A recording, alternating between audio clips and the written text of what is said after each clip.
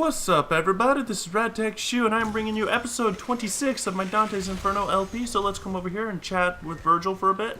The Phlegathon, the third river in hell.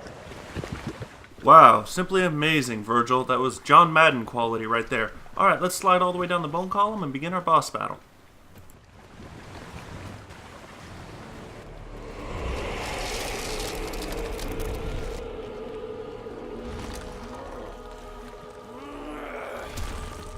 Francesco, my brother!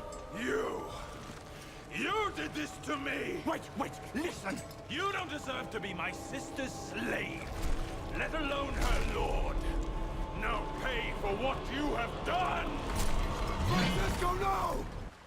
Alright, so now we are fighting against Francesco, our friend and comrade from the Crusades, Beatrice's brother. He is the boss of violence, and once we defeat him, we'll be done with violence, and we'll descend down to the 8th circle of hell, fraud. So we're finally here. We're at the end of violence, ladies and gentlemen. So for the most part, you notice he fights similar to a crusader.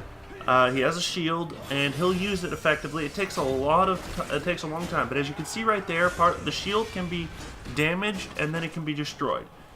So, the shield is something you can destroy. It'll regenerate after some time.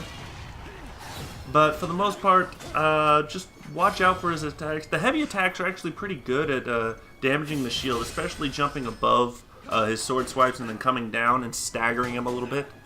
But for the most part, this is a simple fight. When he throws a sword like this, you can actually pick up the sword and throw it at him. And as you can see right here, it'll shatter his shield, and then I can go ahead and get into his face and then keep slashing him some more.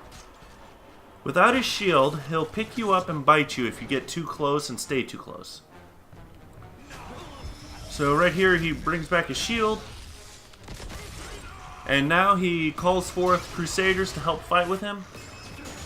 And Crusaders these Crusaders have the ability to pretty much ignite their shields.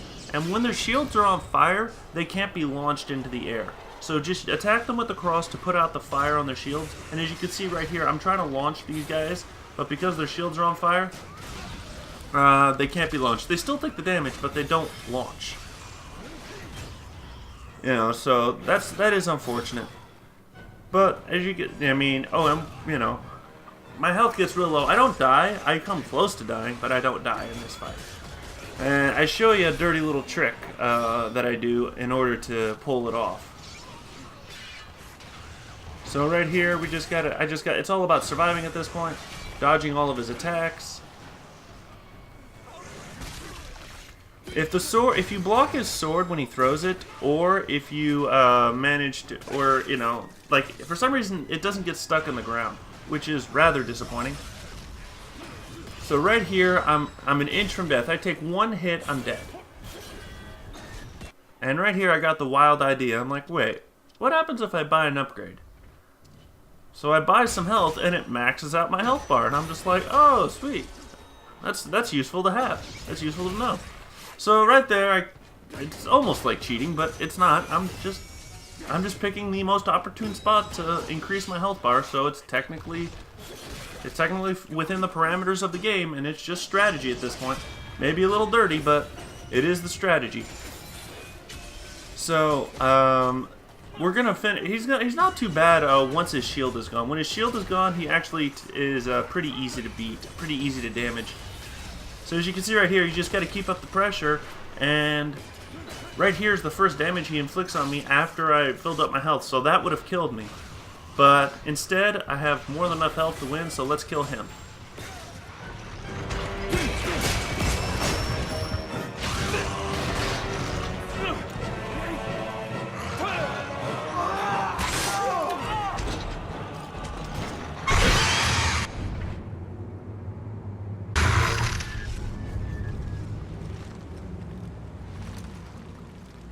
Our deeds were done in the name of God. Why has he forsaken us? In the name of God?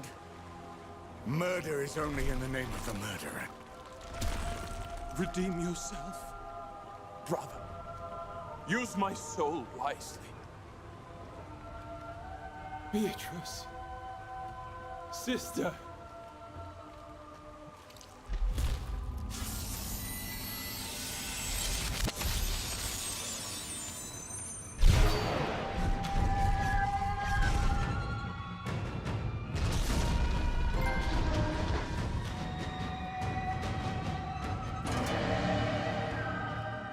Alright, so now we are descending down into Fraud, and I'm going to have a look at the new relic we just got, which is Francesco's Forgiveness. What it does is Dante is protected from all enemy damage, 5%, 10%, and 15%, you know, for each sequential level. Pretty simple. I decided to equip it to give that a shot. Alright, so we also maxed out Charon's Ore and the Tale of Minos by absolving Francesco. So now those are maxed out, and we will get the maximum amount of bonus holy and unholy points when we punish and absolve people. So yeah, Charon's Ore and the Tale of Minos are definitely beneficial. Eventually I will unequip them, but for now I'm keeping them equipped. So all the way down here we're just gonna encounter just waves of enemies. So right here we've got a heretic protecting all the crusaders. So use either magic to break through or kill the heretic first. You know, the heretic, like I said, heretics just make things more difficult than they need to be. And you're gonna see one of the reasons, you're gonna see one of the worst combos of enemies in this game, at least for me. Like I said, I don't like heretics. I hate them. And and what I hate more is these bastards. Archdemons. So we're fighting not just one, but 2 archdemons. So we're gonna have to eventually deal with not only these 2 bastards, but someone else will show up as well to make things even more difficult. So, but just take note of just how much damage I am inflicting on these guys, and it just doesn't seem to do. It just takes forever for them to die. So. And even the cross, they just close their wings sometimes, and it's like, oh, you know, 0 fucks given on cross damage. You know, really could not care less. And right here, look who shows up, a fucking heretic. Now they're immune to my cross. So I gotta go deal with this fucking heretic now. And now I can decide, okay, I gotta go back, let's R2 with this archdemon, and it'll actually cut off his wings and prevent him from flying. So, thank God, but we still have to deal with the freaking heretic first. So I'm just going to repeatedly slash him in midair. And so, you know, once he's dead, the heretic is, you know, thank God heretics don't have that much health. It doesn't take much to kill them. But like I said, it takes a shit ton of health to kill an archdemon. Especially when they have their wings and they're blocking shit. So 390 right there. That extra 90 is from the Charon's Ore and the Tale of Minos, giving me bonus 30% every time. You know, always useful, always good. So that's pretty much it. We're heading down to Fraud. Fraud is, pound for pound, it's the most interesting circle in terms of how you get through it.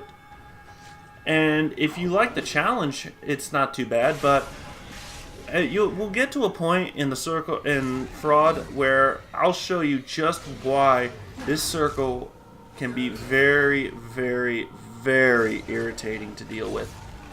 There are some challenges here that require nothing but luck. I swear to God, they require luck.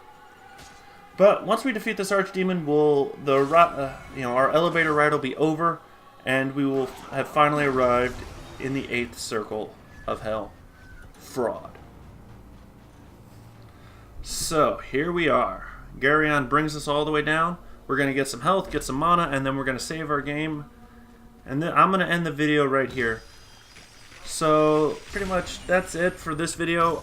I will see you all later, and please don't forget to like, favorite, and subscribe. And I will see you guys in my next video. This is RadTech Shoe, signing off.